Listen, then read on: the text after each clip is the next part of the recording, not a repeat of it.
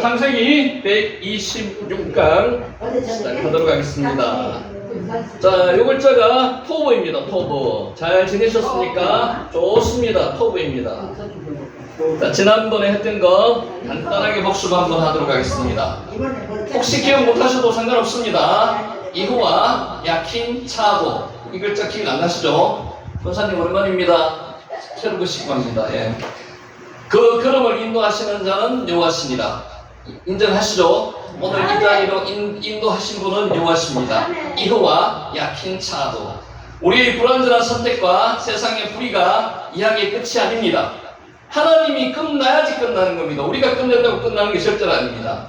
나의 권고와 한란을 보시고 내 모든 죄를 사하소서. 시편 25편 18절 말씀입니다. 자, 요 글자 아시죠? 미도아르. 광야에서, 광야입니다. 광야. 따바르가 있는 것이 광야입니다. 말씀이 있는 곳. 그 위대한 여정은, 모세의 위대한 여정은 바로 바울이죠. 바울의 위대한 여정은 바로 이 깊은 침묵과 고독 속에서 진정한 첫걸음을 내디뎠습니다. 3년 동안 아라비아 광야에서 하나님과의 직접 만남을 통해서 영성이 길러졌습니다. 우리도 마찬가지입니다. 뭔가를 세상에 나가기 전에 말씀으로 준비를 해야 되는 거죠. 미드바르입니다. 아담, 에노시, 이시, 사람을 뜻하는 단어입니다. 아담, 첫인간 아담, 어디서 나왔습니까? 아담아, 흙입니다. 흙에서 나왔습니다. 에노시는 어떤 뜻이에요? 연약하여서 죽을 수밖에 없는 인간, 에노시입니다. 이시, 남자는 인간을 대표하기도 합니다. 하나님은 인간을 창조하실 때 토기장이가 하나의 작품을 만들듯이 노력과 정성을 다 쏟으셨습니다. 여러분 한 사람을 만들 때 그냥 만드신 게 아니에요. 온갖 정성을 다 쏟아셔서 만든 여러분 뭐라고요? 걸작품이라고 걸작품. 자, 레크레카에 대해서 설명을 한번 했습니까? 전에 설명을 했죠. 한글 성경에서는 가라라고만 나오는데 가라가 생략된 게 아니었습니다. 레크가 가라는 거고요. 레카에 대해서 생략되어 있습니다. 레카가 뭐라고요? 너에게 가라는 겁니다. 너를 위해서 가라는 겁니다. 너 스스로 가라는 겁니다. 너의 정체성을 가지고 가는 게 레카가 생략되어 있다는 말씀드리고요. 아브라함의 이야기의 진정한 주인공은 아브라함이 아닙니다. 그의 믿음도 아닙니다. 깨어진 세상을 향한 하나님의 열심입니다. 여러분이 여기까지 살아온 건 여러분 믿음 때문에 살아오신 게 아니에요. 하나님의 열심으로 여기까지 살아오신 거예요. 그의 부르심은 인류의 실패로 점철된 역사에 개입하시는 하나님의 주권적 행위이자 온 세상을 구원하시려는 하나님의 선교가 시작되는 장엄한 서국입니다. 여러분으로 통해서 아브라함의 인생을 또 사시게 하시는 거죠. 여러분이 아브라함처럼 사셔야 되는 겁니다. 하나님은 단순히 아브라함을 부르시고 보내신 것이 아닙니다. 인류를 구원하기 위한 거대한 구원 계획 속에서 그를 부르신 거고요. 여러분들을 이 자리에 불러서서 말씀을 듣게 하시는 것도 그 구원 계획의 하나의 하나님의 섭리 속에 있다는 겁니다. 레크레카.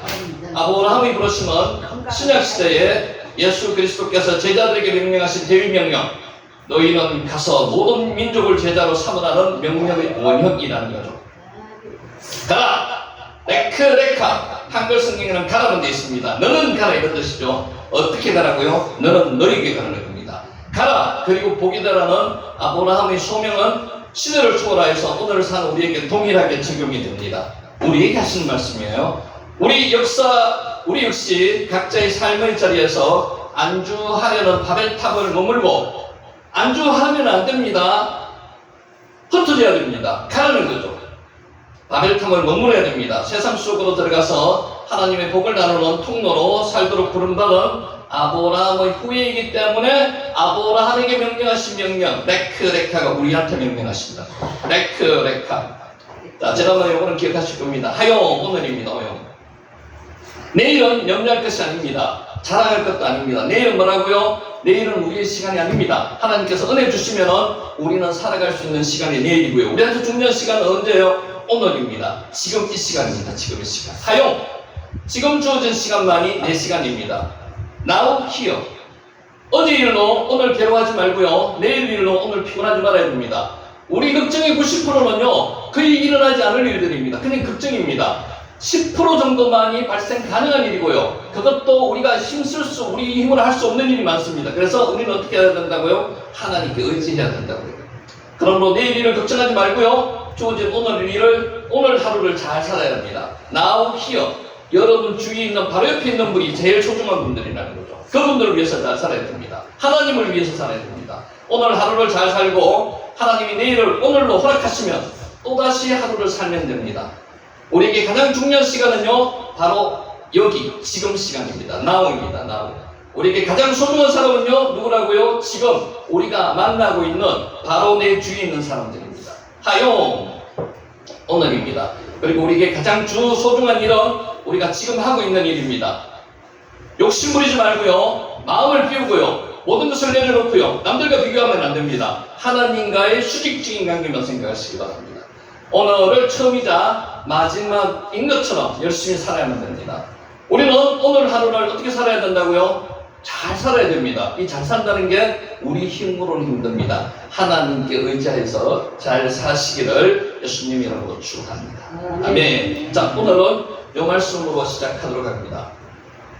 자, 폴리캅 아시죠? 폴리캅. 계시록에 나오는 스무나 교회의 폴리캅 순교한 사람에 대한 이야기입니다. 서기 155년. 그러니까 AD 155년이죠. 기독교의 박해가 아주 심했던 때. 로마 제국의 화려한 도시 스무나의 원형 경기장은 요 글자가 들어왔습니다. 키두시 하셰. 구약 성경에는 순교라는 단어가 원어가 없습니다. 그래서 신약에서 구약을 좀 이렇게 가져와가지고 만든 말이 뭐라고 하는가 하면 키두시 하셈입니다. 거룩한 하나님의 이름을 거룩하게 함. 이게 순교입니다. 순교. 키두시 하셈. 함성으로 가득 찼습니다. 그 중앙에 86세의 노인 한 명이 서 있었습니다. 몇 세라고요? 스무나 교회의 요 폴리캅이라는 분이 86세였습니다. 그때 화형을 당해서 순교했다는 거죠. 그러니까 여기 계신 분들과 비슷한 분들도 많죠. 그 이름은 폴리캅. 사도 요한에게 직접 가르침을 받은 직계제자입니다. 직계제자. 존경받는 감독이었습니다. 지금 뭘 하고 있다고요? 키두시 하셈. 거룩하게, 하나님의 이름을 거룩하게 한 순교에 대해서 이야기하고 있습니다. 여러분 순교할 자신 있습니까? 권사님 순교할 자신 있으십니까? 지금 없으셔도 상관없습니다. 하나님께서 순교할 기회가 되면 힘 주실 겁니다. 그러니까 기도하시기 바랍니다. 로마 총독은 마지막으로 그를 회유했습니다. 그리스도를 욕하고 황제에게 맹세하라. 그러면 살려주겠다. 여러분 이거 생각하시면서 여러분이 지금 이거라고 생각하시면서 이 명령을 받았습니다. 이 이야기를 들었습니다. 어떻게 하실 건데 한번 생각해 보시기 바랍니다. 잠시 침묵 후에 노인은 역사의 길이 남을 대답을 하였습니다. 유명한 이야기입니다. 잘 아실 겁니다. 다시 한번 머리에 새겨보시기 바랍니다.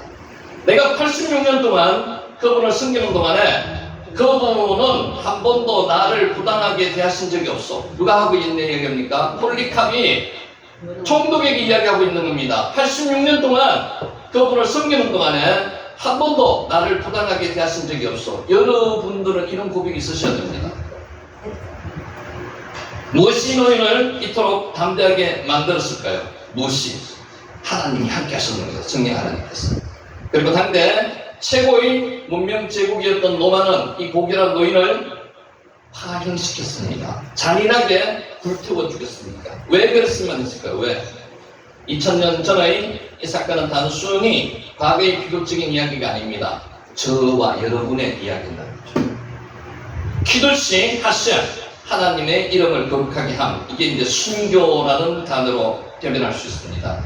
이것은 오늘날 전혀 다른 형태의 압박과 궁지에 몰리고 있는 우리 현대 기독교인에게 신앙의 본질이 무엇이며 세상의 적대감 앞에서 우리는 어떻게 서야 할지 질문하고 있습니다. 묻고 있습니다. 그러니까 단순하게 지나서는 안 된다는 거죠. 여러분이 이 질문을 받았을 때 어떻게 답변을 해야 될지 한번 생각해 보시라는 거죠. 이해 불가능한 믿음, 세계관의 충돌. 남들은 기독교를 잘 이해를 못합니다. 하나님을 잘 모릅니다. 그것에 대해서 우리가 동조하면 안 됩니다. 키두시 하셈.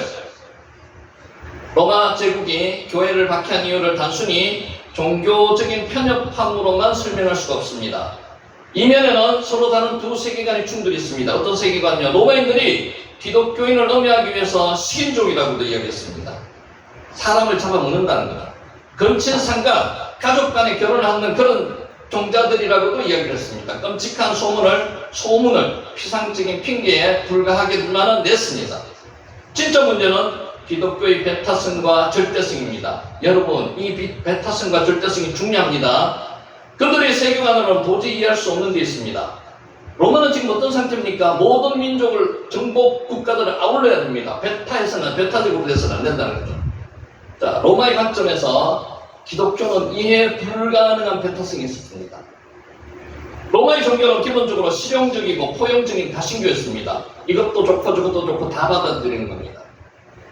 그들은 제국을 확장하면서 피정복민들의 신들을 로마의 다신교 사회로 흡수했습니다.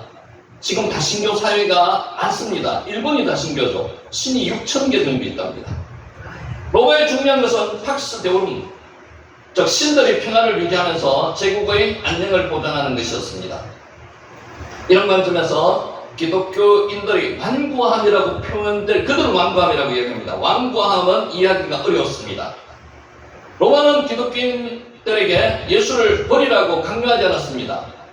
이게 무슨 말입니까? 다른 것도 인정하라는 겁니다. 지금 우리가 이런 유혹에 빠지고 있습니다. 다른 종교도 인정하라는 겁니다. 종교로서는 인정하기 힘든다는 거죠. 단지 로마의 신들과 신격하는 황제를 함께 섬기라는 겁니다. 황제도 신입니다. 그리고 그 나머지 많은 다신들을 같이 숭배하라는 겁니다. 그래서 그 하나가 하나님도 숭배하는 겁니다. 그들은 우리가 예수를 신으로 받아들일 테니 너희들도 우리의 신들을 받아들이라고 했습니다. 지금 우리한테 이런 요구가 오고 있습니다. 그러나 초기 기독교인들은 완고했습니다. 아니라고 완고했습니다. 지금 뭘 하고 있다고요? 키두시 하셈, 하나님의 이름을 거룩하게 함, 숭배에 대해서 이야기하고 있습니다. 그들은 다른 모든 신을 헛것이라고 했습니다. 이런 고백이 있어야 됩니다. 다른 신들은 헛것입니다. 로마인들에게 이러한 태도는 종교적 취향의 문제를 넘어서 사회 전체의 안녕과 질서를 파괴하는 위험천만한 반사회적인 행위로 보였습니다. 지금 이렇게 우리를 기독교인들을 박해하려고 하는 무리들이 지금도 있습니다. 기독교인들의 배타성은 로마의 포용성에 대한 정면 도전이었습니다. 그래서 그들은 기독교인들을 무신론자, 신을 안 믿는 무신론자라고 이야기를 합니다. 비판했습니다. 자, 종교다원주의, 이게 지금 우리한테 문제입니다. 여기도 신이 있고 저기도 신이 있고 이것도 믿어도 되고 저것도 믿어도 되고 가는 결론은 똑같다는 겁니다. 이게 종교다원주의입니다. 모든 종교는 동등하며 그 나름대로 종교적 진리가 있다는 게 종교다원주의고, 기독교 안에도 지금 종교다원주의가 들어와 있습니다. 이게 잘 조심하셔야 됩니다. 철저히 배격해야 됩니다. 현대 세상의 관점, 이해 불가능한 절대성입니다. 지금 절대성을 잘 이해를 못해요. 로마의 모습은 현대 불신 세상이 기독교를 바라보는 시선과 너무도 놀랍도록 유사합니다. 현대사회의 핵심 가치는, 모든 신념과 가치는 동등하게 존중받아야 한다는 다원주의와 상대주의. 말로 보면 비슷합니다. 거창합니다. 이해할 만합니다. 근데 실제는 그렇지 않다는 겁니다. 내가 믿는 것을 진리로 인정할 테니 내가 믿는 것도 진리로 인정하라고 세상은 요구합니다. 지금 여러분 보셨습니까? 강단에서 스님이 올라와서 강의를 합니다. 설법을 합니다. 설교가 아니에요. 그렇게 인정하고 있습니다. 그것 종교다원주의입니다. 내가 믿는 것도 진리라고, 같이 우리 서로 잘 살자, 이거라고 지금 이야기를 하는데 실제는 그렇지 않다는 거죠. 왜 예수만이 유일한 길이 되어야 하느냐고 반문합니다. 여러분 뭐라고 하시겠습니까? 인정하시겠습니까? 왜 굳이 죄를 이야기하는가에 대해서도 불만을 터뜨립니다. 왜 인간이 죄인이라고 하는 것에 대해서 불만을 터뜨립니다. 이거 보이시죠? 이 그림. 모든 것을 개인의 선택과 자유로 여기는 세상에서 하나님의 절대적인 기준에 근거하여 죄를 이야기하는 것은 시대착오적인 억압으로 느껴집니다. 안나가 성도들이 지금 많이 늘어나고 있죠. 계속 늘어나고 있습니다. 이쪽으로 세상으로 자꾸 나가는 겁니다. 그렇도록 들으면 그럴싸합니다. 여러분, 이단이요, 실제는 마지막에 다른 게 이단이에요. 비슷하게 나가다가 끝이 나는 끝단점입니다. 끝이 나는 게 이단입니다. 조심하셔야 됩니다. 그러니까 말씀에 바로 서지 못하면 넘어갈 가능성이 높다는 거예요. 이를테면 자신의 성적 정체성은 자신이 선택할 수 있다. 나는 남자로 태어났지만 내가 성적으로 판단할 때 여자인 것처럼 느껴진다. 그러면 여성으로 바꿀 수 있다. 이게 성적 정체성을 자기가 결정한다는 겁니다. 하나님은 그렇게 창조하시지 않았습니다. 남자를 창조하시고 남자 통해서 여자를 창조하셨다. 그렇게 분명히 나오는데 이거를 무시한다는 거죠. 개인의 성적 취향 얘기에 그것을 비판하는 것은 받아들일 수 없다. 이렇게 주장하는 사람들이 많습니다. 결국 로마가 기독교의 배타성을 이해하지 못했듯이 현대 세상 역시도 이해하지 못하고 있고요. 이해 안 하려고 합니다. 이 두 세계관은 서로 포용하지 못하고 상대방을 위험하고 독선적인 주장으로 여깁니다. 자, 일부 기독교인들의 관점에서 비슷한 가치에 대해서 한번 살펴볼게요. 가장 큰 부분은 이러한 세상의 사고방식이 교회 안에도 지금 들어와 있습니다. 신앙의 절대적 가치를 제대로 알지 못하는 기독교인들이 늘어만 갑니다. 바로 정립시켜야 됩니다. 세상의 다원주의적 가치관에 익숙해진 나머지 기독교의 복음을 상대화하고요, 절대화하지 않습니다. 진리를 주장하는 것을 부끄럽거나 불편하게 여기는 사람들이 많습니다. 진리는 하나입니다. 진리는 하나. 세상 사람들이 불편하게 여긴다면 기꺼이 복음을 바꿔서 그의 귀에 듣기 좋은 말로 하자는 유혹에 빠지기도 합니다. 그러니까 복음은 변하지 않는데 이들의 귀에 좋게 복음을 바꾸자는 주장도 있습니다. 이래서는 안 된다는 겁니다. 폴리캅이 목숨을 걸 수 있었던 이유는 예수 그리스도로 말미암아 받은 구원의 은혜가 얼마나 크고 귀한 것인지 확실히 알았기 때문입니다. 여기서 중요한 게 하나 있습니다. 복음의 진리를 모르는 사람들은 이렇게 갑니다. 예수 그리스도께서 나를 위해서, 우리를 위해서 십자가에 못 박혀 죽으셨다는 그 감동과 감격을 깨달으신 분은 절대로 이렇게 변하지 않습니다. 이 가치를 모르면 세상의 요구대로 맞춰주어야 합니다.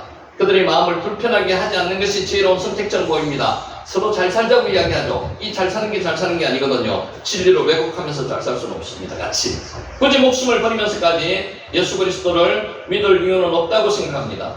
그래서 신앙을 마음의 평안이나 도덕적 삶을 위한 도구 정도로 축소시켜버리기만 합니다. 도덕적인 부분이 아닙니다. 신앙은요, 예수 그리스도가 온 우주의 왕이시며 역사의 주관자시는 공적인 선포를 잃어버리고요, 개인적인 영역으로 축소해서 각자의 선택에 맡기자고 주장하기도 합니다. 결론적으로 로마 현대세상 그리고 일부 잘못된 기독교인의 공통점은요, 복음의 절대적 가치를 모르는 데 있습니다. 복음의 절대적 가치를 이해하면 이런 식의 절대로 되지 않는다는 거죠. 폴리캅과 초대 교회 성도들은 그 가치를 알았기에 세상이 이해할 수 없는 선택을 했습니다. 세상 사람들은 성도들을 잘 이해를 못합니다. 그래서 그들은 비판하고요, 비판합니다. 오늘날 교회가 다시 세상에 빛이 되기 위해서는 폴리캅의 순교신앙이 주는 교훈을 깊이 새겨야 합니다. 86년 동안 하나님은 나를 부당하게 대한 적이 한 번도 없으십니다. 어떻게 그 하나님을 내가 배반하겠습니까? 같은 이야기입니다. 자, 폴리캅이 무엇으로 오해를 이겼는가? 이기는 방법이 있다는 거죠. 어떻게 오해와 핍박을 이겨냈을까요? 우리가 잘 압니다. 폴리캅의 순교는 세상의 박해를 이겨내는 세 가지 원리를 가르쳐 줍니다. 이제 중요합니다. 고백의 명령. 첫째, 폴리캅이 총독 앞에서 목숨을 걸고 지켜낸 것은 복잡한 정치 이념이나 사회적 기득권이 아닙니다. 복음. 그 마지막 고백은 너무나 단순하고 명료했습니다. 내가 어찌 나를 구원하신 나의 왕을 모독할 수가 있겠소? 하나님은 86년 동안 나에게 부당한 데에 대한 적이 한 번도 없습니다. 똑같은 이야기입니다. 그 고백 중심에는 오직 예수 그리스도의 인격과 그분께 받은 구원의 은혜만, 감동, 감화가 체험이 있었다는 거죠. 여러분, 하나님을, 예수님을 진정 만나면은 이런 고백이 있습니다. 오늘날 교회가 세상으로부터 비판을 받을 때 우리는 스스로에게 물어봐야 됩니다. 우리가 지키려는 것이 과연 나의 왕인가, 나인가, 뭔지를 판단하셔야 됩니다. 기독교는 이름을 드시는 정치적 이념이나 문화적 습관인가? 초대교회는 세상이 이해할 수 없는 복음 때문에 비판을 받았습니다. 여러분, 복음 때문에 비판을 받으실 수 있으면 받으셔야 됩니다. 반드시 받으셔야 됩니다. 만약 현대교회가 세상과 똑같은 이념 때문에 비판을 받고 있다면요, 영광스러운 고난이 아닐 수 없습니다. 이것은 영광스러운 고난이라는 거죠. 키두시 하셈 수능교입니다. 오늘날 많은 사람은 자신의 정치적 신념을 절대선으로 지키고요, 자신과 의견이 다른 사람에게 종북좌파, 골통보수 딱지를 붙여서 프레임을 씌워버립니다. 상대방의 논리나 인격을 이해하기보다는요, 프레임에 가두어 악마화하고 사회적으로 매장시키려고 합니다. 로마가 기독교인들에게 무신론자라는 딱지를 붙여서 집단적으로 폭행을 가했던 메커니즘과 정확하게 일치합니다. 비극적인 것은 오늘날 많은 기독교인들이 이런 편가름 희생양에 대해서 순교했던 초대교회 역사를 잃어버리고요, 오히려 세상의 편가르기에 교회가 앞장서고 있다는 겁니다. 교회 내에도 너무 많은 이념적인 편향된 사람들이 너무 많이 들어와 있습니다. 교회가 세상의 빛과 소금이 되기는커녕 정치 이데올로기의 확성기가 되어서 서로 정죄하고 공격하는 일에 열을 올리고 있습니다. 초대교회는 로마의 이데올로기가 제공하는 안정과 혜택을 거부했습니다. 기꺼이 희생양이 되었습니다. 오직 예수, 오직 복음. 기도시 하셔. 그렇다고 해서 로마를 무너뜨리기 위해서 폭력혁명이나 정치투쟁을 하지도 않았습니다. 오직 복음. 그들은 예수 그리스도의 방식에 따라서 사랑하고 용서하며 희생하고 섬기는 제3의 방식에 따라 세상과는 전혀 다른 새로운 공동체를 이루었습니다. 자신들을 핍박하는 자들을 위해서 기도했습니다. 사회가 외면했던 약자들, 병자들, 고아들을 돌보았습니다. 전염병 든 사람을 막 버렸거든요. 버렸을 때 그들을 조용히 데려다가 강화하고 살렸습니다. 초대교회는 로마의 이데올로기적 공격에 맞서서 똑같은 방식으로 싸우지 않습니다. 지금도 마찬가지입니다. 힘 대 힘으로 맞붙어가 되지는 않습니다. 똑같은 방법으로 싸워서는 안 됩니다. 그들은 세상의 편가르기 게임에 참여하기를 강력하게 거부했고요. 전혀 다른 사원의 삶, 하나님의 나라의 삶을 살아냄으로써 자신들이 그들과 왜 다른지, 무엇이 다른지를 증명했습니다. 이게 바로 세상의 이데올로기가 이해할 수도 또는 파괴할 수도 없는 초대교회의 진짜 힘이었습니다. 이것을 우리가 구분한다는 거죠. 편가름 희생양이 되었던 초대교회 역사는 오늘날 편가르기의 가해자가 되어버린 우리를 향해 아픈 질책과 해결을 촉구하고 있습니다. 현대 그리스도인들에게 가장 필요한 것은 고백의 명료함입니다. 오직 복음, 오직 예수. 그 위에 정치라는 이데올로기로 덧칠하여서 예수 그리스도의 이름을 먹칠해서는 안 됩니다. 자, 두 번째, 삶의 일치성입니다. 삶과 행동이, 복음이 같이 간다는 거죠. 폴리캅의 죽음이 겉으로 큰 울림을 줄 수 있었던 것은 그의 86년 삶이 먼저 고백을 증명했습니다. 삶 속에서 나타났습니다. 여러분의 삶을 보면요, 예수 그리스도가 보여야 됩니다. 초대교회 전체가 그랬습니다. 로마인들이 기독교인의 고집을 이해할 수도 없으면서 한편으로는 자신들을 핍박하는 자들을 저주하지 않고 오히려 기도했습니다. 로마 교회가 버린 약자, 고아, 가부들을 교회가 책임져서 이들을 살리고 구제했습니다. 도덕적 순결함과 서로를 향한 희생적인 사랑은 이교도들에게 충격이었습니다. 여러분 그거 아세요? 로마에서 귀족들이 너무 문란한 생활을 했기 때문에 귀족들을, 남자들이 결혼하려니까 그 유다들과 결혼을 못했거든요. 그래서 기독교인 여자들을 택해서 결혼했습니다. 그토록 로마에서 자체적으로 너무 문란해졌다는 거죠. 거기에 반해서 기독교인들은 정말 순결함을 유지했다는 겁니다. 즉 그들이 이해 불가능한 고백이 설득력을 가졌던 이유는 세상이 흉내낼 수 없는 그들만의 삶으로 증명했습니다. 세상 사람들과 똑같이 살아서는 안 된다는 거죠. 삶으로 증명해야 됩니다. 기독교가 삶으로 하나님을 나타내야 됩니다. 현대교회가 오늘날 참 점점 궁지에 몰리고 있는 것은 세상에 더 큰 목소리를 내지 못해서가 아니고요. 세상이 감히 흉내낼 수 없는 극한 삶을 살지 못한다는 겁니다. 여러분 교회 다닌다는 것을 부끄럽게 생각하시고 말을 안 하십니까? 나타내야 됩니다.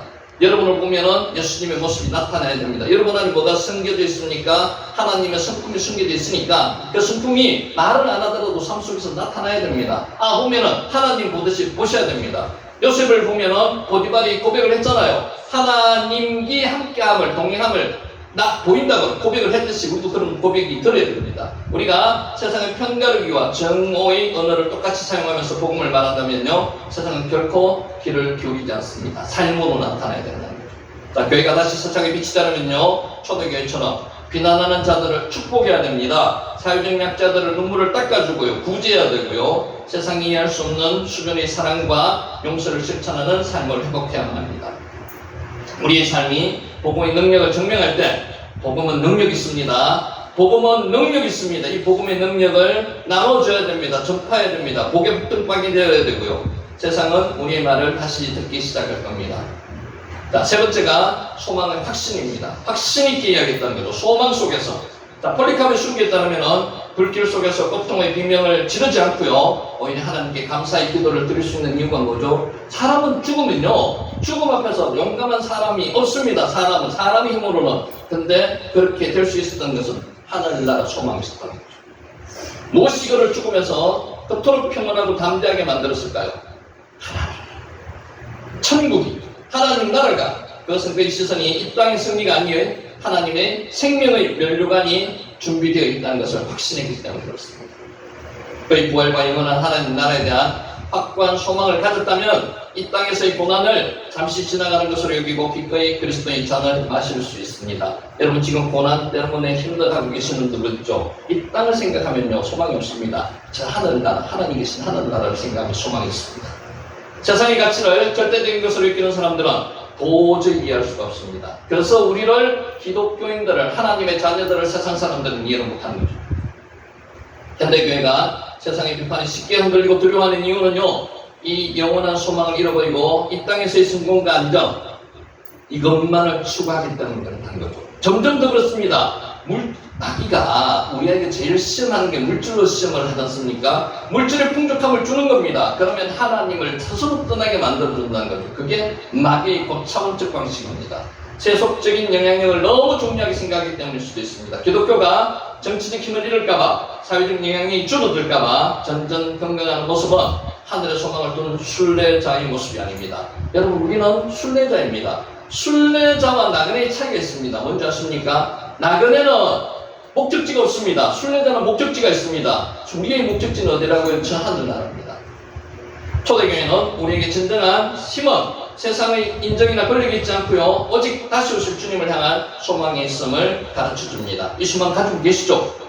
이 소망을 회복할 때 우리는 세상의 평가로부터 자유로워질 수가 있습니다. 어떤 상황에서도 담대하게 복음의 길을 걸어갈 수가 있습니다. 자, 마지막 결론입니다. 꺼지지 않는 불꽃, 우리의 사명이 무엇인지 한번 생각해 보겠습니다.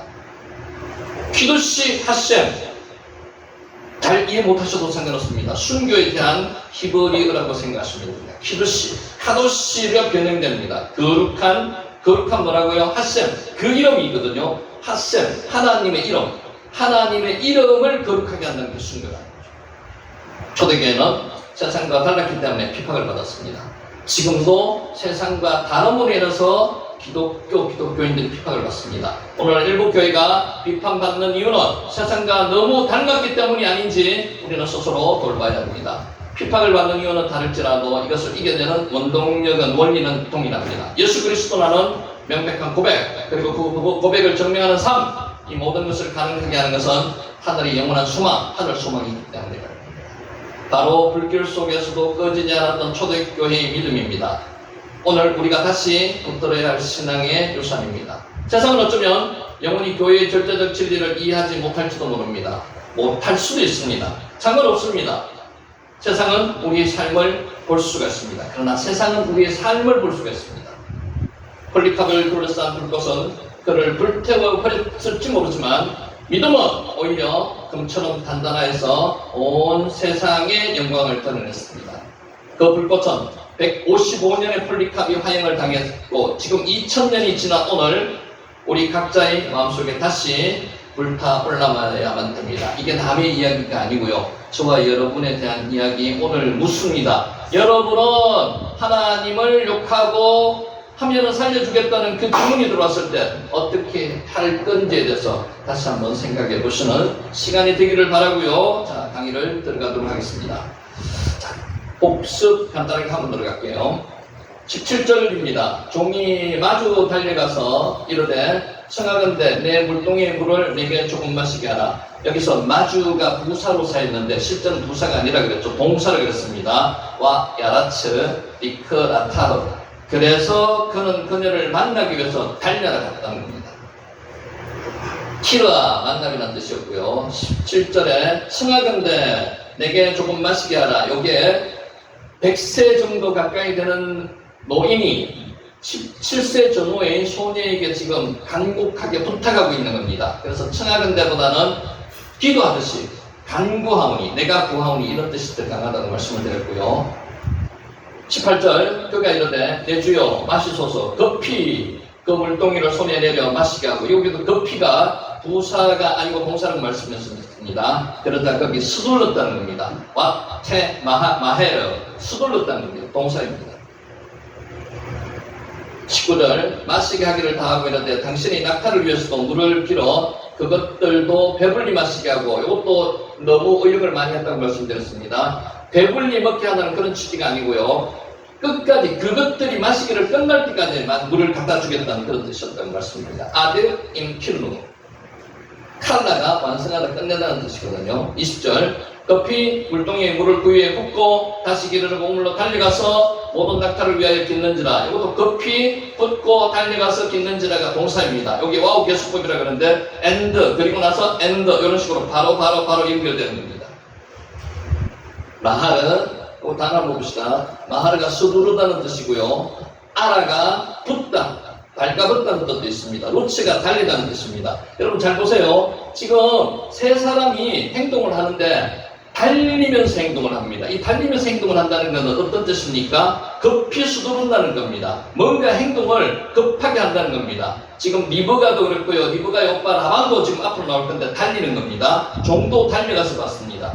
하나님의 사명을 급히 서두르고 있는 모습 세 사람을 비교를 하는 단어를 동일하게 루츠라는 단어를 썼습니다.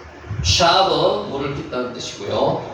그 사람이 그를 묵묵히 주목하여서 여호와께서 과연 평탄한 길을 주신 여부를 알고자 하더니 실제 한 사람은 묵묵히 주시를 하고요. 한 사람은 급히 움직이는 이 모습, 정적인 부분과 동적인 부분을 비교한 문학적인 부분과 비슷하다고 말씀을 드렸고요. 아를 자주 쓰는데 쏴라는 단어도 쓰기도 합니다. 자, 요거는 그냥 이거라고 제가 말씀을 드리는 거니까 눈에 완전히 100% 안 외웠어도 상관없습니다. 21절. 그 사람이 그를 묵묵히 주목하여 여호와께서 과연 평탄한 길을 주신 여부를 알고자 하더니 아트, 여기 알다는 뜻이거든요. 우리가 생명나무 선악과를 뭐라 그랬는지 혹시 아십니까? 선악을 알게 하는 나무의 열매가 선악과입니다. 선악과라는 건 성경이 없습니다. 우리 그냥 쉽게 부르기 위해서 선악과라고 불렀어요. 선악을 알게 하는 나무의 열매, 여기 알게 하는 뜻이 다 틀립니다. 자, 23절. 이르되 내가 누구의 딸이냐? 청하건대 내게 말하라. 내 아버지의 집에 우리가 유숙할 곳이 있느냐? 내가 누구의 딸이냐? 아트.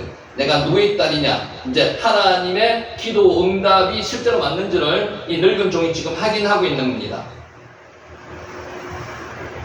24절. 그 여자가 그에게 이르되 나는 밀가가 나홀에게서 낳은 아들 보두엘의 딸이나이다. 이것도 지난번 설명드렸죠. 밀가는 아브라함의 누구죠? 동생이라고 추정됩니다. 추정입니다. 그리고 밀가가 아브라함의 동생이, 나홀이 아브라함의 동생이고 그 부인이 밀가 누구죠? 어머니 이름을 먼저 이야기했는 것은 뭐 때문에 그렇다고 그랬습니까? 이때는 여러 부인을 거느리는 그런 사회이기 때문에 밀가로 통해서 난 딸이라는, 밀가엘로 통해서 손녀라는 것을 증명하기 위해서 그렇죠. 밀가가 여자이고요. 나홀이 아브라함의 동생으로 추정합니다. 나는 아들 보두엘의 딸이니다. 이게 그걸 보면은 보두엘의 딸이라고 이야기한 것은 보두엘은 첩을 많이 두지 않았는 혼자 부인을 두었던 그런 것으로 추정한다고 말씀드렸습니다. 24절, 25절. 또 이런데 우리가 집과 사료가 족하며 유숙할 곳도 있나이다. 집과 사료가 족하다. 집도 사료도 많이 준비되어 있다고 집으로 올 수 있도록 리브가가 이야기하는 것은 자기 혼자 결단을 내릴 수 있는, 그만큼 판단할 수 있는 뭔가가 있다고 말씀드리는 이유는 뭐죠? 그만큼 많은 나그네를 접대를 많이 했으니까 이런 선택을 할 수 있다고 말씀을 드렸고요. 이에 그 사람이 머리를 숙여 여호와께 경배하고 이제 기도 응답이 이루어졌다고 판단이 됐기 때문에 하나님께 머리를 숙였다는 거고요. 카다를 머리 숙인다는 겁니다. 7절. 바라크가 복이거든요. 바라크가 무릎 꿇다는 뜻도 있습니다. 그래서 베레크가 무릎으로, 요 베레크가 무릎입니다. 자, 여기까지 했고요. 오늘은 명식합니다. 27절. 이르되 나의 주인 아브라함의 하나님 여호와를 찬송하나이다. 나의 주인에게 주의 사랑과 성실을 그치지 아니하였사오니 여호와께서 길에서 나를 인도하사 내 주인의 동생 집에 이르게 하셨나이다 하니라.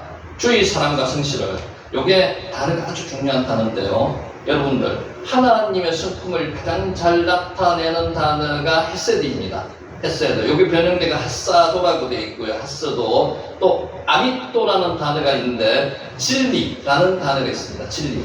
요 두 가지 단어는 히브리어를 공부하든 안 하든 성경을 공부하시는 분은 머릿속에 꼭 넣어주셔야 돼요. 에메트라는 단어는 진리입니다. 진리. 확실성, 진실성이고요. 요 단어가 재미있게 구성되어 있습니다. 그럼 미리 한번 볼게요. 좀 이따. 에메트는요, 에메토가 하나님의 성품을 나타내는 단어입니다. 하나님의 성품이 에메트가 하나님의 진리가 하나님의 성품입니다. 하나님의 속성 가운데 하나인 결코 변치 않는 진리입니다. 진리는 변하지 않습니다. 이 말은 모든 진실이 하나님으로부터 나온다는 거고요. 완전한 진실은 하나님 밖에 없다는 겁니다. 이건 변하지 않습니다. 진리, 에메트, 주의 사랑과 성실, 하스토와 아미토. 자, 원리적인 측면에서 볼 때 어느 것이 진실한 것은 자체가 진실하기 때문에 진실하다고 보는 것보다는 진실하신 하나님과 관련되어 있기 때문에 진실하는 겁니다. 세상의 진실은 세상에서 봐서는 없다고 보시면 맞습니다. 진실은 하나님입니다. 진리는 하나님입니다. 그래서 하나님에 관련된 것은 신학적으로 다 진실하다고 보는 겁니다. 특별히 언급된 사랑과 성실, 헤세드, 에메트, 그 단어 각각의 의미가 있기보다는 히브리어법에서 특징적으로 중언법, 같은 의미의 단어를 두 개 넣어놨다는 거죠. 이거는 강조하기 위해서 그렇습니다. 중언법, 중복했다는 건데 신실한 사랑이라는 의미입니다. 자, 본문에서 아브라함의 종은 하나님이 섭리하심을 통해서 현실로 나타난 하나님이 신실하신 사랑, 선한 인도하심에 대해서 감격에 겨워하며 찬양하고 있습니다. 자, 이 단어 한번 보시죠. 헤세드라는 단어를 이렇게 쓰고 있습니다. 헤세드. 여기에 사랑, 은혜, 자비 이런 뜻입니다. 헤세드. 하나님의 품성을 성경상에서 가장 잘 나타내고 있는 단어가 헤세드라는 단어입니다. 자주 나오고요. 성경에 단어 나오는 중에서 제일 중요한 단어 중에 하나입니다. 헤세드. 은혜, 사랑, 자비 이런 뜻입니다. 헤세드. 요거 읽는 방법은 제가 조금 이따가 오늘 한번 간단하게 보겠습니다. 여기 에메트라는 거예요. 에메트는 단어가 재밌습니다. 여기 알렙이라는 단어인데 맨 처음에 나오는 히브리 맨 처음에 나오는 단어가 알렙이라는 단어입니다. 소의 형성을 갖고 있습니다. 여기 마지막 단어입니다. 저 끝에 트가 여기 트가 제일 마지막 단어입니다. 맨이 꼭 중간은 아닌데 중간 정도에 나오는 13번째 스펠 단어거든요. 22개 중에서 첫 번째 스펠, 마지막 스펠 중간에 스펠이 있습니다. 그러니까 처음과 중간과 끝이라는 뜻이 진리입니다. 진리는 처음, 중간, 끝 이런 식으로 기억하시기 바랍니다. 에메트입니다. 에메트. 이게 진실, 진실함, 성실함, 하나님의 성품을 가장 잘 나타내는 것은 헤세드고요. 그 부차적으로 두 번째가 에메트라고 보시면 됩니다. 진실, 헤세드, 에메트. 이거는 중요합니다. 자, 나를 인도하사, 나 하니 지극하면 그분께서 나를 이끄셨다는 겁니다. 자, 이렇게 복잡하신 부분은 패스하셔도 상관없습니다. 취할 부분만 취하세요. 이끌다, 이게 나하고요, 완료형으로 썼습니다. 아브라함의 종은 이미 하나님께서 자신이 이삭의 배우자를 구하는 일에 있어서 가장 좋은 길로 인도하셨다는 사실을 확신하고 있음을 분명히 보여주고 있습니다. 아브라함의 종은 뭐 하고 있었습니까? 계속 기도하는 중이었습니다. 지금 하란까지 거리가 그냥 실제 거리가 800km 정도 예상을 합니다. 800km는 20일 동안 가야 될 길이거든요. 낙타를 타고 오면서 계속 기도했고요. 기도하고 우물가에 도착해서 우물가에서도 기도하면서 했더니만 아리따운 처녀가 와서 기도가 끝나기도 전에 나타나는 겁니다. 기도가 응답되는 그 장면을 연상해 보시라고 그랬죠. 자, 본문에서 아브라함의 종을 나홀의 성 도들의 집으로 인도하신 하나님께서 출애굽기에서는 택한 백성 이스라엘을 젖과 꿀이 흐르는 가나안 땅으로 인도하는 불과 구름 기둥으로 나타나신 그 하나님. 불과 기둥은 하나님의 현인이라고 보시면 됩니다. 아무드 애쉬, 아무드 아난 그렇게 원어로 이야기하는데요. 불과 구름 기둥으로 인도하시는 그 모습과 이 하나님께서 기도하면서 실제로 나타나시진 않았지만은 섭리하시는 그 모습이 너무 비슷하다는 거죠. 여러분, 우리도 그걸 느끼셔야 됩니다. 지금 당장 하나님께서 눈앞에 나타나셔서 보이진 않지만은 우리 인생에서 섭리하시고 계신 거 믿으시죠? 똑같습니다. 섭리하시는 거죠. 바로 우리 앞에서 인도해 주시는 하나님. 나하, 이끌다는 거. 누가 이끈다고요? 하나님께서 이끈다는 거. 하나님께서. 시편 기자는 하나님께서 자기 백성을 옳은 길로 인도하셨다는 사실을 자주 노래하며 계속적인 하나님의 인도와 인도하심을 간절히 구하고 있습니다. 여러분, 믿음은요, 눈에 보이는 걸 믿는 게 믿음이 아닙니다. 안 보이는 게 믿는 게 믿음입니다. 그게 승리하심이고요. 우리는 눈에 보이지 않지만은 하나님께서 우리를 이끌고 계시다는 것을 믿어야 됩니다. 본문에서 나를 인도하사라고 고백한 아브라함의 종의 고백은 하나님의 친절한 안내와 임재에 대한 확신에서 우러나온 감사의 기도입니다. 그에게 임했던 하나님의 임재, 불기둥이나 구름기둥처럼 가시적이고 보이는 것이고 기계적으로 기적적인 것은 아니었습니다만 우리한테 나타나신 것은 마찬가지로 지극히 일상적인 사건 속에서 하나님의 임재가 있었다는 것을 본인이 깨닫고 있는 겁니다. 이게 하나님과의 체험입니다. 경험입니다. 이런 하나님 만난 경험이라는 거죠. 자연스럽게 이루어지고 있다는 겁니다. 그 안에는 하나님께서 당신의 종을 가장 옳은 길로 인도하시는 섭리가 있습니다. 신앙인은 거룩하고 엄숙한 종교의 형식 속에서 뿐만 아니라 가볍고 현실적인 일상생활 속에서도 하나님의 임재하심과 인도하심이 항상 있다는 것을 깨달으셔야만 됩니다. 지금 여러분의 앞에서 인도하시는 하나님을 여러분과 같이 동행하시고 하는 하나님을 깨달으셔야 됩니다. 생활하고 우리와 같이 동행하시는 하나님. 나 여호와가 너를 항상 인도하여 바른 곳에서도 내 영혼을 만족하게 하며 내 뼈를 견고하게 하리니 너는 물된 동산 같겠고 물이 끊어지지 아니하는 생 같을 것이다. 이사야 58장 11절 말씀입니다. 자, 여기까지 하고요. 좀 머리를 살짝 좀 식히겠습니다. 아브라함의 늙은 종이 순조롭게 일을 해결한 방법은 무엇입니까? 이렇게 물으면 우리는 답은 다 알고 있습니다. 어떻게 해결했을까요? 기도입니다. 테필라, 기도, 팔날이라고 이야기를 합니다. 기도. 바라크, 기도하다는 어떤 뜻입니다. 바라크가 어떤 뜻이다 그랬죠? 축복하다. 바라크가 무릎 꿇다, 기도하다는 의미죠. 찬양하다는 의미도 바라크에 있습니다. 바라크의 뜻이 많습니다. 자, 창세기 24장 15절에서 16절 제가 읽습니다. 말을 마치기도 전에 리브가가 물동이를 어깨에 메고 나오니 그는 아브라함의 동생 나홀의 아내 밀가의 아들 보두엘의 소생이라. 그 소녀는 보기에 심히 아름답고 야페라고 이야기했고요. 지금까지 남자가 가까이 하지 아니한 처녀들아, 베툴라 처녀라고 말씀드렸고요. 그가 우물로 내려가서 물을 그 물동이에 채워가지고 올라오는지라.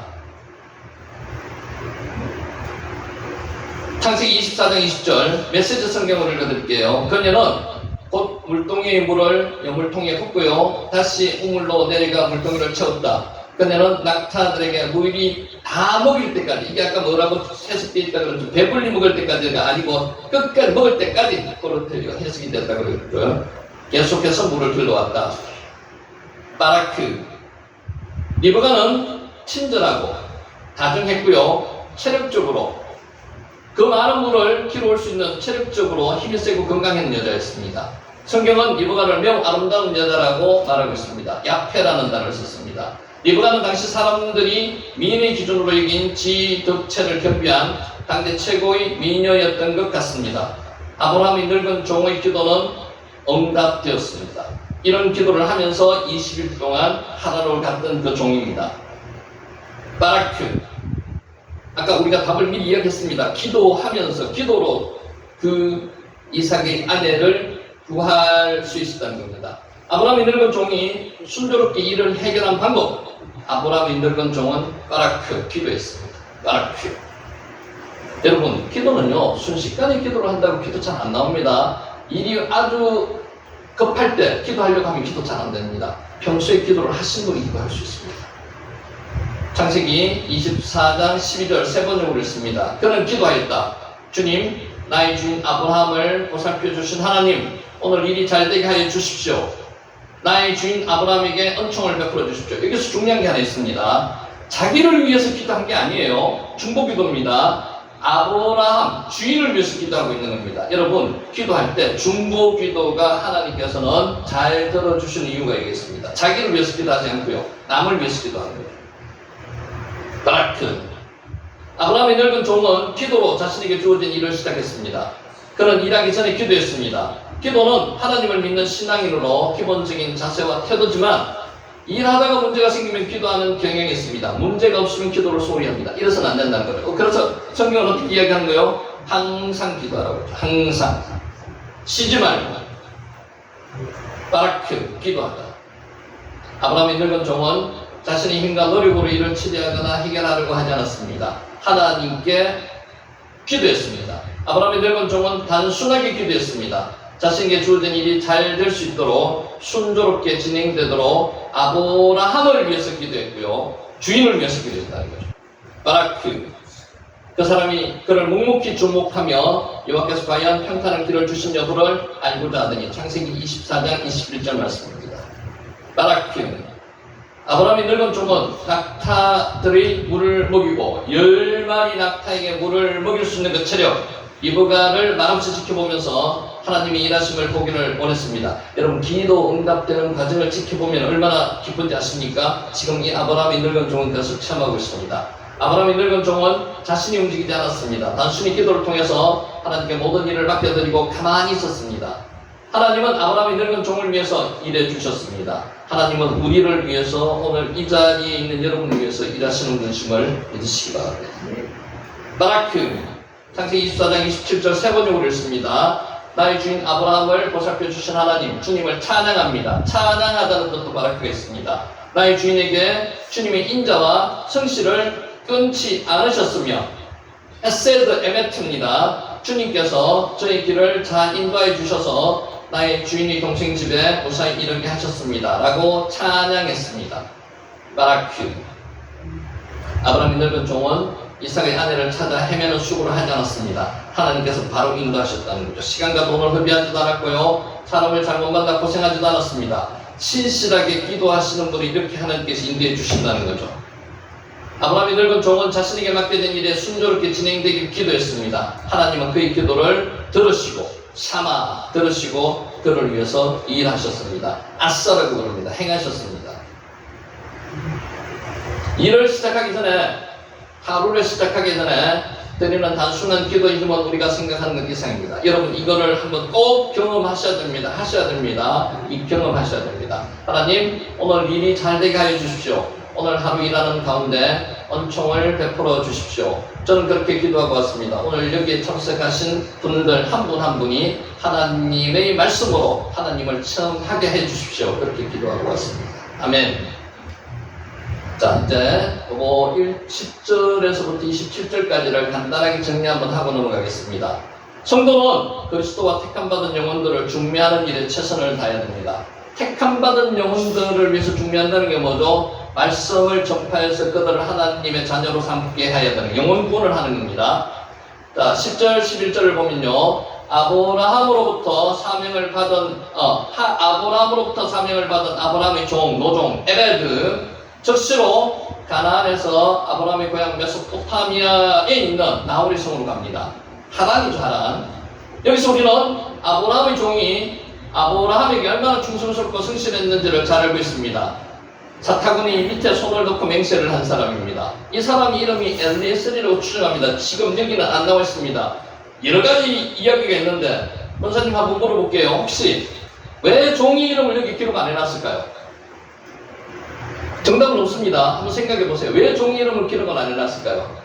여러 학자들이 이야기가 있는데 종은 이름을 내세우는 사람이 아닙니다. 종은 주인의 이름을 내세웁니다. 무슨 뜻인지 이해하겠습니까? 여러분은 하나님의 종이죠. 하나님이 일을 할 때 여러분 이름을 내세우면 안 되는가 하고 똑같은 논리라고 봅니다. 종은 이름을 내세우지 않습니다. 하나님의 종은 하나님을 내세웁니다. 그래서 이름을 안 내세웠다 하는 게 학자들의 이야기가 있습니다. 소개합니다. 그냥 우리는 아브라함의 종이 아브라함에게 얼마나 충성스럽고 성실했는지를 잘 알 수 있습니다. 우리 성도들은 하나님의 종으로서 하나님께 충성하고 맡은 바 사명을 이름을 내세우지 말고 성실하게 그냥 수행을 하시면 됩니다. 1절에서 9절에서 보는 바와 같이 아브라함의 종의 사명은 이삭의 신부를, 여인을 구하기 위해서 이삭에게 데려옴으로써 이삭과 그녀를 중매하는 역할이 종입니다. 따라서 이삭은 성경에서 교회의 신랑 되시는 그리스도를 예표하고요. 그리고 이삭의 아내들 여인은 예수 그리스도의 영적 신부가 될 자들로 하나님께 택함받은 영혼들을 예표합니다. 우리는 이 영혼들을 하나님, 예수님 앞으로 모셔와야, 데려와야 된다. 이게 이제 영혼 구원이죠. 예표하는 겁니다. 콜 튜브. 이거 왜 적어놨나 하면요. 이삭의 아내들 사람을 구하기 위해서 낙타 10마리의 모든 좋은 것을 실어갔습니다.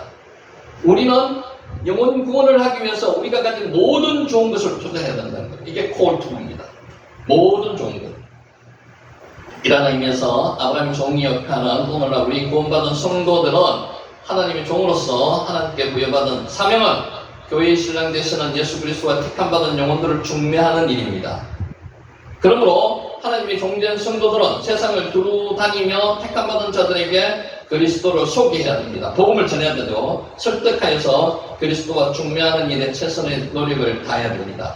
특별히 우리는 아브라함의 종이 이삭의 아내를 구하기 위해서 주인이 모든 좋은 것을 가지고 메소포타미아로 떠났듯이 하나님의 모든 좋은 것을 가지고 택함받은 영혼들에게 떠나야 합니다. 여기서 하나님의 가장 모든 좋은 것이 구체적으로 뭡니까? 구원에 관련한 좋은 소식, 복음입니다. 복음을 가지고 가야 된다.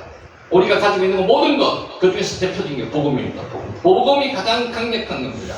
실로 우리는 복음을 들고 세상을 향해서 나가서 만민에게 전함으로써 하나님께서 택한 자들을 그리스도께 인도하고 그들을 신앙 대신 그리스도와 중매하는 소임을 다해야 됩니다. 뭘 가져나간다고요? 복음. 복음은 힘이 있습니다. 복음은 병을 고치기도 하고요. 복음은 사람을 살리기도 하고요. 복음은 용기를 줍니다. 복음은 사람을 변화시킵니다. 이 복음을 가지고 나가야 됩니다. 콜투브, 콜이 모든이라는 뜻이거든요. 토브가 아까 우리 했던 식 투브가 토브입니다. 토브, 좋은 것, 모든 좋은 것을 가지고 나가야 됩니다. 그게 대표적인 게 복음. 자, 기도하는 사람은 형통한 삶을 살게 됩니다. 우리가 너무나 잘 알고 있습니다. 기도하면은 형통한 삶을 살 수 있습니다. 그러면 기도 안 하면요, 형통한 삶을 하나님과의 대화 관계가 끊어진다는 거죠. 그래서 기도해야 된다는 거예요. 12절 14절 보면은 아브라함의 명을 쫓아 아브라함의 고향 메소포타미아, 실제 하란입니다. 하란의 나홀성이 있는 이런 아브라함의 노종은 이삭의 아내들 여인을 찾기 위해서 앞서 이삭의 아내들 여인을 순적하게 만나게 해달라고 하나님께 기도했습니다. 나로 순적히 만나게 하사 나의 주인 아브라함에게 은혜를 베푸시옵소서. 나에게 은혜를 베푸는 게 아닙니다. 나의 주인 아브라함에게 은혜를 베풀어달라는 겁니다. 특별히 노종의 기도는 13절 14절에서 보는 바와 같이 아주 구체적입니다. 기도할 때 구체적으로 하셔야 된다는 거죠. 그가 하나님의 응답을 확신했음을 의미합니다. 이러한 기도 생활은 아마도 아브라함의 가정에서 도움받은 거였다고 추정을 합니다. 여러분, 기도하는 성실한 신앙의 사람을 옆에 둔 사람은 행복한 사람입니다. 본받습니다. 아무튼 노종의 기도는 즉각 응답되었습니다. 노종의 기도가 채 끝나기도 전에 리브가가 물 항아리를 어깨를 맸다 그랬죠. 어깨에 메고 우물가로 나왔고요. 그녀는 실제는 엘리에셀이라고 기록되어 있지만 어느 종인지 모릅니다. 종입니다. 기도의 내용이 합당하게 행했다는 겁니다. 칼라, 완성하다는 뜻입니다. 이게 어떻게 아까 나왔죠? 물을 다 마실 때까지 여기 칼라 있습니다. 자, 이러한 사실은 기도하는 사람은 형통한 삶을 살게 된다는 사실을 교훈해 주고 있습니다. 우리는 이 내용을 알고 있는데도 기도를 잘하는 이유가 하나 있습니다. 이 내용을 알고 습관화시켜야 돼요. 습관화. 기도는 습관입니다. 기도는 해도 되고 안 해도 되는 게 아니고요. 우리가 밥을 먹는 게 습관에 대해 똑같이 계속해야 됩니다. 그렇습니다. 기도는 하나님의 축복의 창고를 여는 열쇠입니다. 하나님은 자기 백성이 기도할 때 당신이 뜻에 합당한 것이면 결코 외면하지 않고 반드시 응답해 주십니다. 그러므로 성도 여러분, 형통한 삶을 살기를 원하십니까? 응답을 확신하며 여러분의 필요를 하나님께 구체적으로 아뢰시기 바랍니다. 초신자는요, 기도하면 기도하는 족족이 이루어주십니다. 시간이 지나고 성숙한 신도가 되더라도 하나님이 원하시는 기도를 하면 당연히 이루어주시는 거예요. 그러니까 기도하셔야 됩니다. 기도에 맛을 본 우리 권사님들, 기도를 절대로 멈추지 않습니다. 기도는 하면 할수록 더 맛이 납니다. 안 하는 분은 모릅니다. 우리가 하나님의 축복을 받아 누리지 못하고 그러한 형통한 삶을 살지 못하는 것은 하나님께 구하지 않기 때문입니다. 구해서 응답받아 보십시오. 그래서 하나님과의 직접 체험을 한번 해보십시오. 그러면은 그 깊은 그 감동은 말로 할 수가 없습니다. 정녕 여러분, 우리가 모두 기도를 통한 형통한 삶을 사는 기도의 사람이 되기를 주님의 이름으로 축원합니다. 아멘. 칼라, 완성하다, 끝내다는 뜻입니다. 하나님은 성도의 필요를 먼저 하시고 준비하십니다. 맞습니까? 여러분 지금 필요하시는 게 간구하기 이전에 하나님은 다 알고 계세요. 알고 계시는데도 기도하면 이루어주시는 하나님입니다. 먼저 알고 계세요. 준비하고 계세요. 그게 뭐라고요? 여호와일입니다. 여호와일. 15절 보면은 하나님의 종의 기도가 채 끝나기도 전에 리브가가 물 항아리를 어깨에 메고 나왔습니다. 아브라함의 종의 기도에 대한 구체적인 응답의 신호였습니다. 응답해 주신다는 거죠. 그런데 여기서 우리가 주목할 사실은 아브라함의 종의 기도가 끝나기도 전에 리브가가 나왔다는 것입니다. 미리 준비하고 계시다는 거예요. 리브가가 아브라함의 종의 기도가 있기 전에 이미 그녀의 집에서 출발했음을 의미합니다. 이게 여호와 일입니다. 하나님께서 미리 준비하시는 거예요. 이러한 사실을 통해서 우리는 하나님께서는 성도들의 필요를 먼저 하시고 준비하시는 자비로우신 분이심을 세상 깨닫게 됩니다. 창세기 22장 마지막에 리브가라는 이름이 나오는 게 이 24장이 나오기 전에 하나님께서 미리 준비하셨다는 거예요. 그게 여호와 일이라는 거죠. 키르아, 만남. 하나님은 성도의 필요를 먼저 하시고 준비하신다는 거죠. 하나님은 우리보다도 먼저 우리의 필요를 아시고 모든 것을 준비해 놓으셨습니다. 그래서 우리는 걱정을 하지 말라는 거예요. 기도하라는 겁니다. 따라서 우리는 하나님께 구하기만 하면 모든 것을 받아 누릴 수가 있습니다. 그러므로 성도 여러분, 여러분의 필요가 무엇입니까? 다 마음에 소망이 있죠, 소원이 있죠. 여러분의 필요를 아시고 모든 것을 하나님께서 지금 준비해 놓으셨다는 겁니다. 하나님은 구하는 자에게 주시되 충분히 만족할 정도로 차고 넘치도록, 이게 단어가 라바입니다. 물이 차고 넘치는 게 라바거든요. 라바. 아주 풍성하게 주신다는 겁니다. 우리는 기도하는 데 있어서 늘 넉장을 부리고 게으름을 피우지만 하나님은 자기 백성의 기도를 들으시는 데 있어서 언제나 빠르고 열심이십니다. 하나님은 열심이십니다. 우리가 열심으로 하나님을 믿으시는 것도 아닙니다. 하나님이 열심으로 우리를 지금 믿게 만드시는 거예요. 하나님이 열심으로 아브라함을 만드셨고요. 믿음의 조상으로. 하나님이 열심으로 다윗을 성부도로 만드셨습니다. 그게 하나님의 열심입니다. 그래서 우리도 하나님의 열심으로 오늘 이 자리에 있게 된 거라는 거죠. 키르아, 만남. 하나님은 준비된 자들을 들어 당신의 뜻을 이루어 가십니다. 여러분은 준비되셨습니까? 여러분은 준비되신 자들이라고 이 자리에 불러주신 거예요. 15절을 보면 아브라함의 종은 기도를 채마치기도 전에 하나님께서 이삭의 신부감으로 예비해 주신 여인을 만나게 하셨습니다. 준비하셨다는 거예요. 여호와 이레. 이 여인은 아브라함의 종이 찾던 바로 그 여인이었습니다. 그녀는 낯선 나그네와 동물들에게까지 자비를 베풀 줄 아는 친절한 여인이었습니다. 실로 리브가는 이삭의 신부로서 하나님의 언약 가문이 이르니 되기에 조금도 부족함이 없이 누가 준비하셨다고요? 하나님께서 준비하신 자입니다. 실제로 그녀는 이삭과 결혼하고 언약의 계승자 야곱을 낳음으로써 하나님의 원대한 뜻을 이루는데 매우 중요한 역할을 했습니다. 여기서 보듯이 하나님은 준비된 자를 들어서 당신의 뜻을 이루어 가십니다. 하나님의 뜻을 이루어 가신 준비된 자들 중에 한 분이 여러분들이라고 보십니다. 그러므로 성도 여러분, 여러분들 하나님께 붙들린 바 되어 하나님의 원대한 뜻을 이루어 가시는 선한 일꾼이 되시기를 원하십니까? 그러면요, 먼저 하나님 나라의 일꾼이 된 게 부족함이 없도록 자신의 못함과 소임을 다하는 가운데 신앙적이고 인격적으로 여러분 자신을 준비시키시기 바랍니다. 어떻게 준비합니까? 오늘 하루를 열심히 하나님의 말씀대로 최선을 다하며 살면 그게 준비하시는 겁니다. 여러분이 하나님 보시기에 합당하게 준비되는 그때에 하나님은 여러분을 들어서 당신의 놀라운 일을 이루어 가실 겁니다. 많이 가진 자, 많이 배운 자, 풍족한 자 하나님께서 들어 쓰시지 않습니다. 연약한 자, 비천한 자, 하나님이 쓰시기에 어떤 사람을 쓰느냐고 생각할 그 대상, 저와 여러분 같은 사람을 들어서 하나님을 쓰십니다. 왜요? 그런 사람은 겸손하거든요. 그런 사람을 쓰면은요, 하나님을 변하지 않습니다. 있는 사람을 쓰면요, 자기 의로 잘 된 줄 압니다. 그래서 그런 사람을 쓰지 않습니다. 연약한 사람을 사용하시는 게 하나님의 방법입니다. 베툴라, 저 천이라고 그랬죠, 천이요. 이게 베툴라 다리입니다.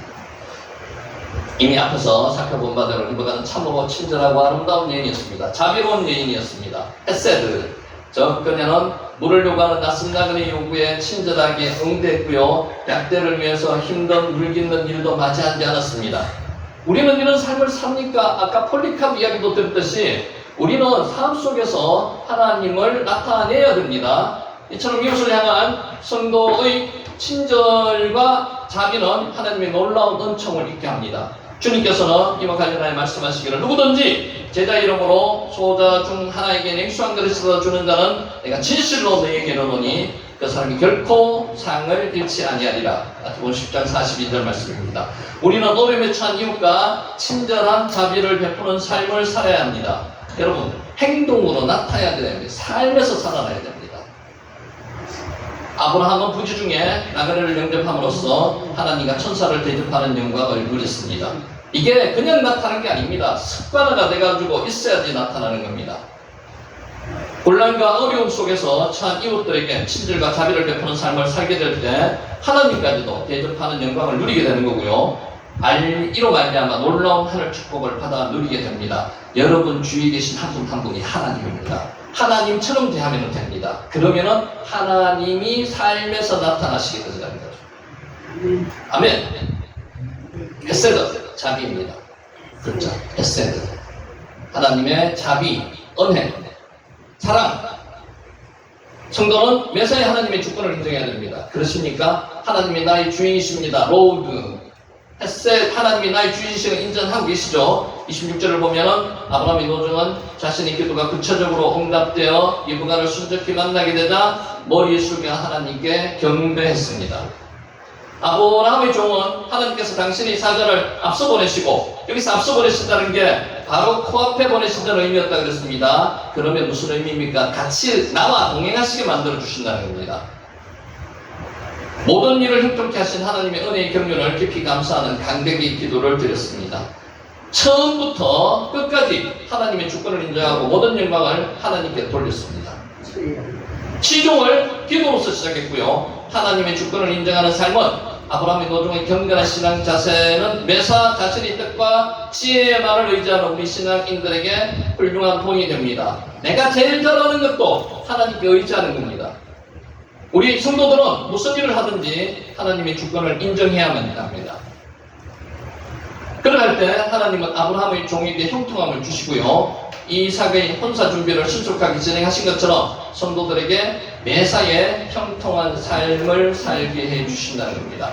하나님과 함께하는 삶이 얼마나 복된 삶인 줄 압니까? 그런 사람은요 기도할 수 있습니다. 그러신 분은 하나님이 승리 가운데 살 수 있다는 겁니다. 자, 여기까지 하고요. 자, 우리가 그동안 못했는 거 잠시 몇 분간이라도 한번 하도록 하겠습니다. 주기도문 한번 하도록 할게요.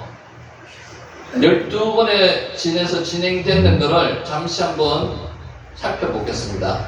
자, 같이 따라해 볼게요. The Lord's Prayer. 시작. The Lord's Prayer. 오늘 또 집사님도 오셨기 때문에 한번 해야 될 것 같아요. The Lord's Prayer. 집에서 열심히 하셨죠? 예, 감사합니다. 열심히 하셨답니다. 혼자 나와서 외우는 거는 제가 안 시킬게요. 예, 열심히 따라 하시기 바랍니다. The Lord's Prayer. 시작. The Lord's Prayer. 자, 여기 Let's Review 따라 해보시라는 겁니다. 다 한번 해보자는 거죠. 하늘에 계신 우리 아버지요. 자, 집사님 한번 해볼까요? 시작. 아니, 농담입니다. 자, 이렇게 하면 혼자 하기가 힘들어요. 그러니까 계속 본인들이 연습하시면은 할 수 있습니다. 하늘에 계신 우리 아버지요. 시작. Our Father in heaven. 시작. Our Father in heaven. 12개로 나눠보였습니다. 두 번째가 이름이 거룩히 여김을 받으시오며 Hallowed be your name. 시작. Hallowed be your name. 세 번째가 나라가 임하오시며 Your kingdom come. 시작. Your kingdom come. 자, 뜻이 땅에서도 이루어지이다. Your will be done on earth. 시작. Your will be done on earth. 뜻이 하늘에서 이루어진 것 같이 As it is in heaven. 시작. As it is in heaven. 지금 연습하시라고 간단하게 맛만 보는 겁니다. 혼자 연습하셔야 돼요. 자, 오늘 우리에게 일용할 양식을 주시고, 요게 정중간입니다. 6번째거든요. 요거는 기억을 좀 해놓으시면 앞뒤가 연결이 됩니다. 이게 뭐라고요? Give us today our daily bread. 시작. Give us today our daily bread. 조금 유창하게 한다고 생각하고요. Give us라고 하면 약간 뭐라 그러는데 이게 조금 영어를 처음 하시는 분, Give us 이어가지고 읽으시면은 이건 좀 했구나라고 이해를 남들이 해줄 수 있습니다. 시작. Give us today our daily bread. 자, 우리 죄를 사하여 주시옵고 and forgive us our debts. 시작. and forgive us our debts. 이것도 forgive us를 forgive us 이렇게 이어서 읽으시면은 약간 했구나 하는 느낌을 줍니다. 자, 우리가 우리에게 죄진 자를 사하여 준 것 같이 as we also have forgiven our debtors. 시작. as we also have forgiven our debtors. 우리를 시험에 들게 하지 마시옵고 And lead us not into temptation. 시작. And lead us not into temptation. 다만 악에서 구하시옵소서. But deliver us from the evil one. 시작. But deliver us from the evil one. 여기 1번째고요. 11번째가 For yours is the kingdom. 시작. For yours is the kingdom. 나라가 아버지께 있사옵나이다. 오늘 이제 마지막 하는 것처럼 하는 겁니다. Today's verse 12번째가요. For yours is the kingdom 했고요. 이어서 들어갑니다. And the power and the glory forever. Amen. 시작. And the power and the glory forever. Amen. 그래가지고 12개로 되어 있거든요. 일부러 맛만 보여드리는 거거든요. 나눠 드렸는 자료 있으니까 열심히 연습해가지고 우리 졸업할 때 앞에 나와서 한 번씩 암송할 수 있도록 하면은 부담스러울까요? 그렇듯이 연습을 한번 해보시기 바랍니다. 꼭 하자는 취지는 아니었고요. 자, 넘어갑니다. 자, 이게 이제 우리가 히브리어를 조금 했는데 이게 무슨 내용인지 말이 뭔지 잘 모르잖아요, 그죠? 그래서 히브리어 이제 다시 앞으로 한번 돌아가가지고 히브리어 단어 22개를 한번 따라 한번 해볼게요. 자, 소리가 나올 때 한번 따라 해보시기 바랍니다.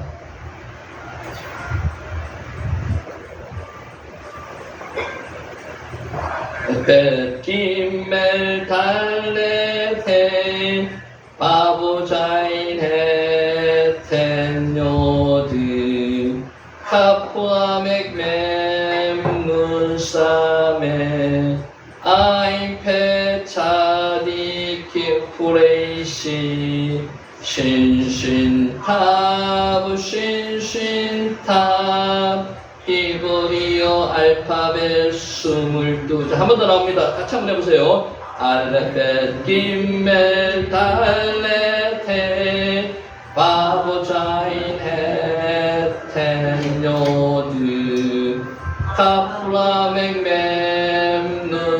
mem눈사메 아임페이 차리 쿠포레이시 신신탑 신신탑 히브리어 알파벳 22장. 자, 제가 공부해본 방법 중에서 제가 공부해본 뭐 많이 외국어는 안 해봤지만은 제일 쉽습니다. 한국어 배우기보다 같은 시간을 하려면 히브리어가 제일 쉽습니다. 그래서 투자를 많이 하시라는 게 아니고요. 어느 정도 감만 아시고 방금 나왔듯이 단어 알파벳 22장 정도는 머릿속에 좀 넣고 계시고요. 그리고 읽는 방법 간단하게 설명할게요. 읽는 방법. 자, 아주 쉽습니다. 아, 에, 이, 오, 이런 발음이 납니다. 글자 밑에 요게 오우 발음이다. 한글 우 발음이죠. 우가 있으면 아입니다. 요거 글자 밑에 옆으로 쳐진 게 있으면 요거죠. 아입니다. 그러니까 요렇게 요게 아 발음이 나는 거예요. 글자 밑에 요것들이 들어갈 때. 글자 밑에 점이 2개가 수평으로 들어갈 때 에 발음이 나요. 점이 3개가 들어갈 때 에 발음이 나요. 요게 에 발음이 나는 겁니다. 이 발음은요. 글자 밑에다가 점이 하나 찍히고요. 옆에다가 요드가 찍히는 게 요게 이 발음이 납니다. 요거는 올려놓을 테니까 보세요. 오늘 보내드릴게요. 다시 하는. 전 지난번에 다 했습니다. 오 발음은요. 글자 위에 점이 찍히는 게 오 발음이 납니다. 글자 밑에 이렇게 되는 게 아 발음도 나고요. 오 발음도 납니다. 콜이 오는 발음이었습니다. 그리고 글자 옆에 와우가 있는 게 우 발음이 나고요. 점 3개가 찍혀 있는 게 우 발음이 납니다. 요게 답니다. 히브리어는. 그러니까 발음하고 알파벳과 발음만 알면 읽는 거는 간단합니다. 많이 시간 걸리지 않습니다. 제가 혹시 그거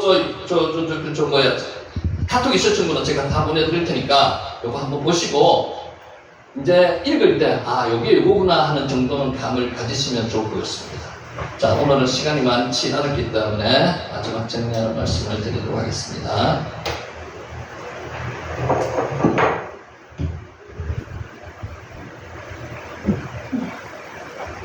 자, 주인자 말씀을 듣게 하소서. 이런 제목으로 이제 마치도록 하겠습니다. 우리는 어쩌다 마음이 불안하고 근심과 염려와 두려움이 가득 차서 여기 다바르란 말씀이거든요. 다바르가 말씀이죠. 다바르. 그리고 여호와. 다바르 여호와. 여호와의 말씀. 다바르 여호와. 여호와의 말씀입니다. 우리는 어쩌다 마음이 불안하고 근심과 염려와 두려움에 가득 차서 지금 그러신 분들이 있을 수도 있습니다. 근심에 가득 차 있고요. 내가 지금 여기는 왔긴 왔는데 마음속에 지금 뒤숭생숭입니다. 여러 가지 복잡한 문제가 있습니다. 그러한 분들에게 드리는 말씀입니다. 숨이 막히는 것 같은 극심한 고통을 겪을 때가 있습니다. 지금 제가 들었습니다라고 고백하시는 분도 있을 수가 있습니다. 그러신 분들 보세요. 여호와 뒤가고요. 다발의 앞입니다. 오른쪽에서 왼쪽을 끄는 다발의 여호와의 말씀입니다.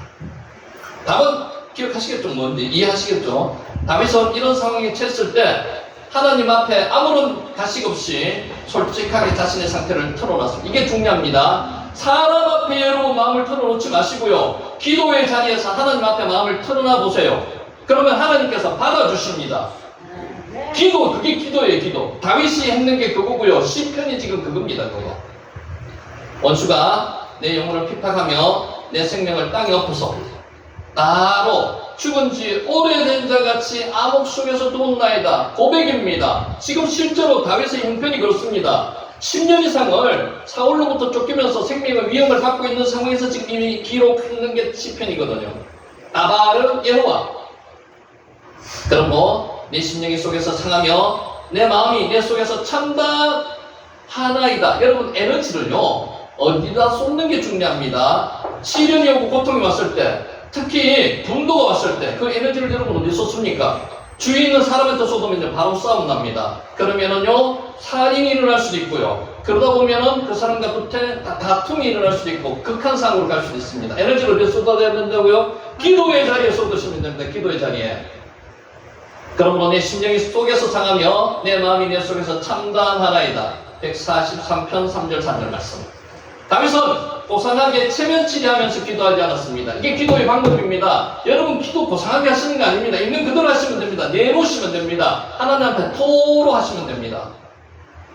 나바르 여호와, 내가 지금 죽을 것만 같다고 살려달라고 애원하십시오. 그게 기도입니다. 영혼이 눌리고 피곤할 때 우리는 어떻게 기도해야 합니까? 애원하십시오. 토로하십시오.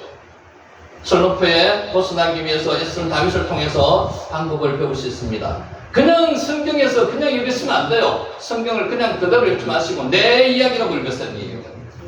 다윗은 이렇게 기도했습니다. 다발의 여호와, 내가 옛날을 기억하고 주의 모든 행하신 것을 엎드리며 주의 손이 행하는 일을 생각하고 주를 향하여 손을 펴고 내 영혼이 마른 땅같이 주를 사모하나이다. 시편 143편 5절을 말씀입니다. 다윗은 과거에 하나님께서 행하신 모든 일을 기억했습니다. 다발의 여호와, 그런마다 함께 하셨던 은혜의 경험을 기억했습니다. 여러분 기억하실 거 많죠? 하나님에게 여러분께 베풀어 주신 은혜가 얼마나 많습니까? 그거 기억하세요. 그게 하나님께서 여러분에게 주시는 위안입니다. 하나님이 함께 하심을 나타내는 증거들이라는 거죠. 하나님께서 손을 뻗어 자신을 구원해 주신 일을 기억했습니다. 누가 그랬다고요? 다윗이 그랬습니다. 다윗은 그 은혜와 구원의 역사를 의지적으로 되새겼고요. 하나님의 신실하심을 묵상했습니다.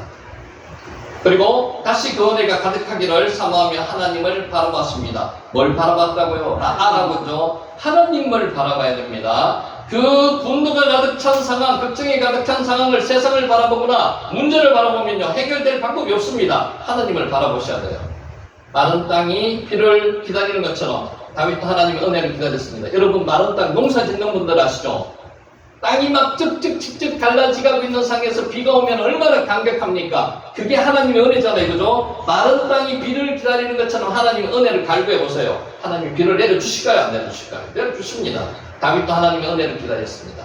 우리도 좋았던 기억들을 통해서 마음에 쌓인 부정적인 생각을 청소하고요. 하나님이 행하신 일을 묵상하고 찬양하며 은혜를 사모해야 됩니다. 여기서 뭘 해야 된다고요? 하나님이 행하신 일을 묵상하고요. 찬양하며 은혜를 사모해야 됩니다. 이게 뭡니까? 기도입니다. 기도. 이것이 설로프에서 벗어나기 위한 첫 단계입니다. 첫 단계가 뭐라고요? 기도하셔야 된다. 하나님 앞에 하나님을 바라보셔야 된다. 또 다윗은 적극적으로 기도했습니다. 아침에 나로 하여금 주의 인자한 말씀을 듣게 하소서. 새벽이 중요하다고 말씀드렸죠. 아침에 내가 주를 의뢰함이니이다. 시편 143편 8절 말씀입니다. 다윗은 아침마다 주의 말씀 듣기를 소망했습니다. 아침마다 주와 소통하기를 소망했습니다. 말씀 읽으세요. 말씀 읽으시는데 그냥 묵상하시기보다는요 소리를 읽으세요. 소리를 읽으면 내 귀에 들리고요 사탄이 떠나가고요 역사가 일어납니다. 이게 소리내가 읽는 게 쉽지 않거든요. 소리내가 읽으면요, 그 읽음으로 해서 자기 스스로가 깨달아집니다. 그게 기도입니다. 소리내서 읽으세요. 그냥 소리 안 내면 잠도 옵니다. 다른 게 빠져들기도 쉽습니다. 소리내서 큰 소리를 읽으세요.